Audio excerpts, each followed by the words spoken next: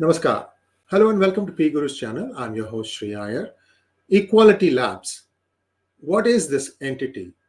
Who is behind it? Who are the different sources funding it? We're going to show you a Twitter thread that was done by a certain handle, and you can go and look at that. But we are going to give you a little bit more clarity on some of the line items that are showing up in this Twitter thread. Some of those slides may even have stories from PGurus that appeared over the last few months. The point I think I'm trying to make is know your equality labs. Is this a dubious entity? Who is behind the funding?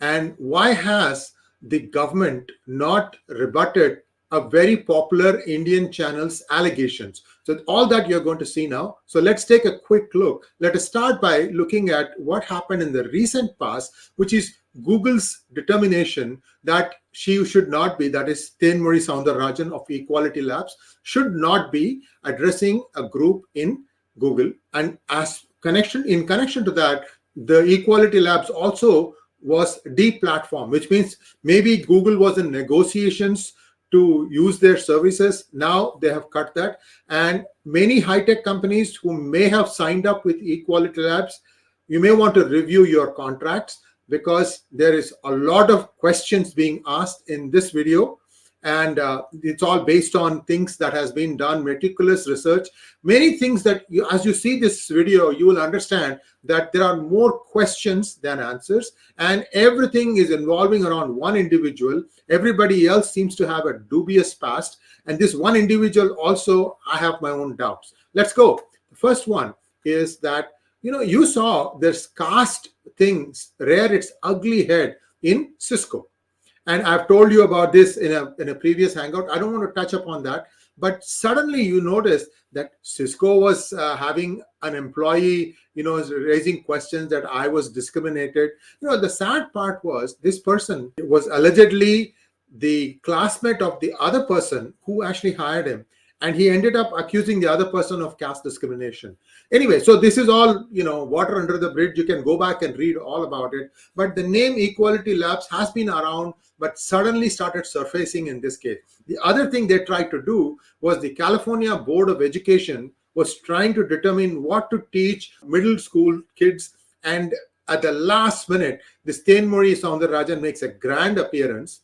And I'm told that she came with her father and mother, and the father's wheelchair got toppled over, and she was blaming the people who were standing there for deliberately doing that. And everything is in plain sight, and it was a bit of a laughable thing. These things happen, people fall down, but to blame, the people. So what I'm trying to say is she's not past any kind of grandstanding. A very, very, very vicious personality, in my opinion. But that is, again, just gives you a taste of this person. Next. Then what happened? The whole thing, this Equality Labs, if you look at it, the whole face of this organization is this one individual called Thenmozhi Soundararajan. She calls herself a Dalit activist and claims her roots from South India. But she was born and she has lived in the United States. How can you suddenly claim this? And she has also some other stories about being discriminated in UC Berkeley. I mean, these things need to be investigated, because it just sounds too, anyway, it just sounds difficult to understand what exactly, how could that be? UC Berkeley, to my knowledge, is one of the most liberal universities in the whole of the world. Perhaps it is the most liberal university in the United States also. To have somebody saying that I was discriminated because I was a Dalit, it takes some gumption. I don't know what exactly happened. Again, those details have to come out. I'm sure it will come out in the due course of time. So this is where her basic background is. Dalit Diva is her handle. The interesting thing, according to this Twitter thread, OSINTWA_COM, that they say that as soon as we started researching about Equality Labs, there were a lot of articles and reports pointing to the evidence that it is part of a larger network. I mean, we had an article there, but there were a lot of questions that we asked. Where exactly did this start from? It sounded deliberate, and then lo and behold, there is connection with Peter Friedrich. This is the lumpen who keeps writing nasty articles. The last one was taking pot shots at Congressman Raja Krishnamurti. And I mark my words, guys, they always take aim at Hindu American candidates. There is a automatic assumption that the Hindu American candidates should all be not Dalit. That is the thing that I have a problem with. Do they even check to see? And they just take pot shots, left, right, and center. I've seen this across the board. And in fact, this group is very, very clearly, as you see this slideshow, you will start seeing that, there are definite links to some very shady organizations. Now, this Twitter handle says that their investigation led them to a crucial finding that it is not an officially registered organization. In fact, if you read the article that in PGurus, just go and look at Equality Lab. There are 4 or 5 articles. You should read them because there are a lot of questions asked. Where are they registered? If they are not registered in a certain state, they can't do business in that state. Then how are they doing it? Which city? Where are they paying their corporate taxes? A lot of questions, a lot of unanswered questions, I should say. And the people associated with Equality Labs are rarely people born outside of America. Everybody is born here, and yet everybody is having a grouse on the Dalit system in India. Look at this person, Sharmin Hossain. She is from Bangladesh. Let's go to the next slide, please. And I'll come back to Sharmin Hossain in just one second. The other thing that they have done is they routinely go and sanitize their site by sanitizing remove content. But they don't stop at removing content from their site, content, inconvenient facts, if you will. They don't stop there. They even go to the Wayback Machine, which is the archival source, and they delete it there also. So the archival source is an accepted entity that if you want to quote that your website had a certain data on a certain day, you can go and look at, tell the court that, look, this was archived on the archives website, and here is a printout copy of this. And somebody will notify it by checking at the thing and say, yes, this is exactly what it is. That means today you may not have a particular story on your website, but if you had something 4 years ago, you can prove that data, that post existed 4 years ago by using the fact that archive had a backup of it. So this is an accepted legal practice. It's been around for 15, 20 years. So it's nothing new about it. But for someone to take out dubious stuff, inconvenient facts, is very interesting. That's what Equality Labs indulges in. Now, one of their, what do you call that hat that they hang their whole competence on is this one report that they wrote called Caste in the United States, a survey of caste among South Asian Americans. Now, the first report that Equality Labs came out with in 2018, seriously flawed. The sample set was small. The way the survey was conducted was incorrect. And there was an equivalent report by another organization and then another organization. So there are 3 reports. 2 of them were much more factual. And this one. And they always used their own report, but they'll try to make it look like somebody else did that report. So that when you go shopping for your services, so what do? They go to high-tech companies, Facebook, XYZ, whatever.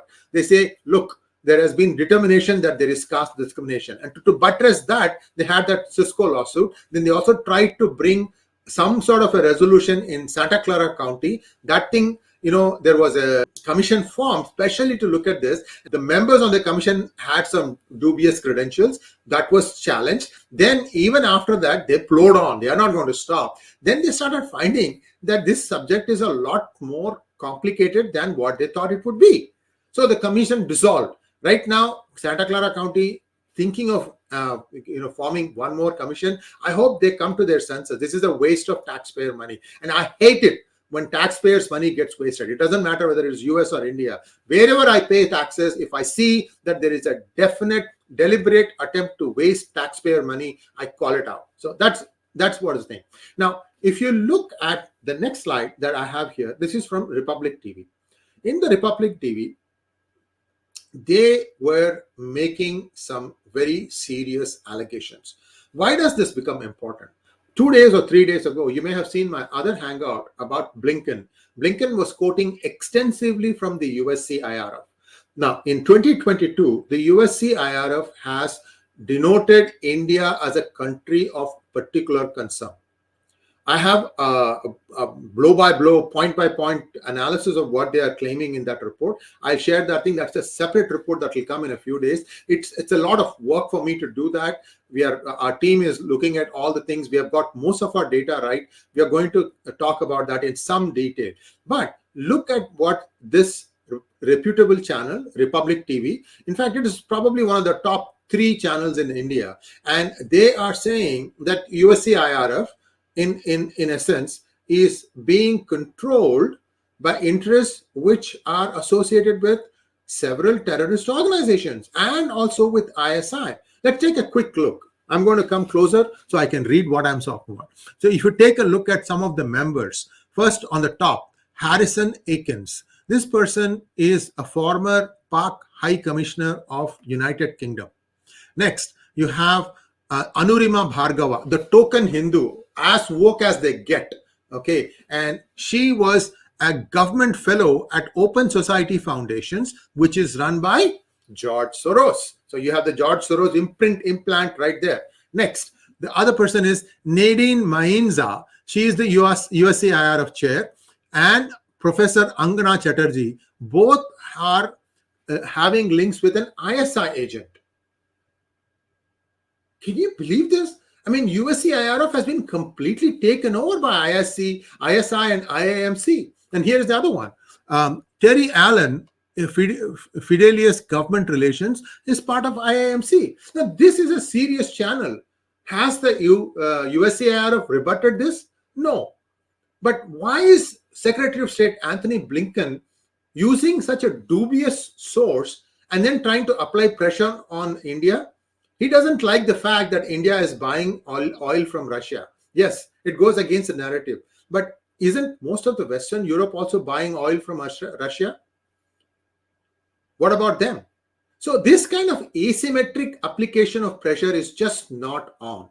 I just find it very, very, very difficult to believe that a person of the Secretary of State's stature would use USCIRF's report to thrash India. What about US's own record with Qatar? There's another hangout that I'm going to put out. I'll show you what the dubious things that are coming out about Qatar's shenanigans with the United States Defense Network. Now, here's where it gets even more interesting. All the lumpens. Look at Bhajan Singh Bhinder. He was a designated terrorist for funding the ISI terrorists to carry out blasts in India in 1992. Many of you remember the blast that took place in and around that time. Now, IAMC, Indian American Muslim Council, I think, it doesn't matter, everybody knows as IAMC, was lobbying to get India blacklisted from the USA. Its founder, Sheikh Ubaid, was part of ICNA, a Jammat front in the United States. I mean, this is really, really dangerous. You call yourself a Dalit front, you put a Dalit face, because people also murmur that her parents are Christian and Thenmozhi Soundararajan is in fact a Christian. The moment you change your religion, you are no longer a Dalit. So everybody associated with these equality labs is a question mark. They need to come back and rebut all these things. Anyway, they don't do that. They just keep saying that, oh, we are being victimized, we are being attacked. Exactly what's going to happen when you start seeing responses to this video. Now, Equality Labs Advisory Board. Let's take a quick look. Couple of the names are shocking. Huma Dar. He's on a Pakistani payroll for running the Kashmiri Khalistan campaign. The second name is Sana Din, who's an integral part of IAMC. Come on, guys, this is the advisory board. You can read the names there. I think some of them are no longer there. Let's go back to the next one. Another key figure in Equality Labs was Natasha Dar. Remember the other Dar before? The co-author of their first report. Natasha belongs to the Dar tentacles and is the daughter of Huma Dar. Interestingly, Huma Dar's sister-in-law is also linked to Pakistan, who is married to a senior Pakistani officer. It's fascinating to note, according to this Twitter handle, as soon as various OSINT, that is this particular Twitter handle, start exposing Equality Labs, the organization goes and quietly starts removing all the offending material. See, this is where the problem comes. They are desperately trying to cover their tracks, and their tracks don't point to anything good, perhaps. That's what it is. Equality Lab's connection with Pakistan can not only be seen through Huma Dar, Bhinder and Jammat, its founder can be also seen with Pakistan and ISI-backed Khalistan Outfit 6 for Justice, that is Mr. 𝙒𝙧𝙤𝙪𝙥𝙤. You can see the person circled, he's sitting there. This guy spews venom at India. They have this thing called 6 for Justice, and they are believably, they have admitted funding Aam Aadmi Party, their success in Punjab. In fact, this man was so upset that the money given to Aam Aadmi Party for work in Punjab is now being used in other states for election purposes. What do you expect? That's what happens with politicians. Anyway, next slide, please. Now, Equality Lab's connection with Pak Jammat Nexus is also through its founder association with 𝙒𝙑𝙾𝙪𝙥𝙥. Now, this person is the president of the student wing of Pak Jammat. He later led Jammat US Front ICNA and now targets India through JFA with terrorist outfit SIMI's founder. And look at who is also on that same frame. They need to check these things. Just because somebody is giving you FaceTime doesn't mean you just go on any show. Anyway, now we are finding out that you have to clearly be sure that whoever you are inviting on your channel or you're going on somebody's channel, you better make sure that it doesn't blow back on your face. Now here, there is another association called AJA, an alliance of OFMY, that is a Bhinder Peter stuff, and then IAMC, Sheikh Ubaid Rashid Ahmed, and HFHR, Token Hindu Front. There are many such coming out. We have also called out another front like this in our Kona conversation with Nikunj Trivedi. Go back and look at that. That came only a few days ago. Swara Bhaskar was seen. What a surprise. Swara Bhaskar was seen along with the HFHR last month, and lo and behold, where there is, lumpens, you will always find Swara Bhaskar. The founders of Equality Labs are not residents of India, and its political director, Sharmin Hossain. Remember, I told about her 3-4 at the slide 3 or something like that. She is from Bangladesh, and now that name is gone from the website. The picture shows Sharmin's father with the Jammat members when the group was settling in Germany. So they not only have citizenship in one country, they are spread all over the West. So there is a lot of trouble brewing, folks. That's what I think. Now, all these people, they all come together and try and see if there are any fault lines in India. Can we expose them? And mostly in the United States, where the innocent public feels that anywhere there is injustice, they need to go and address it. So try to start making more and more noise. This person is a fraud. This Equality Labs is a fraud. And I think FBI should be seriously taking a look at this. There are going to be some serious ramifications that are coming down the pipeline. I can't reveal everything now, but wait and watch. Stay tuned. Look for more content about this in the days and weeks to come. And please like, share, and subscribe to our channel. And don't forget to click on the bell button for notifications. And if you like this content, please show your appreciation by clicking on the super thanks button that appears on the bottom of the video. Thank you once again. Namaskar.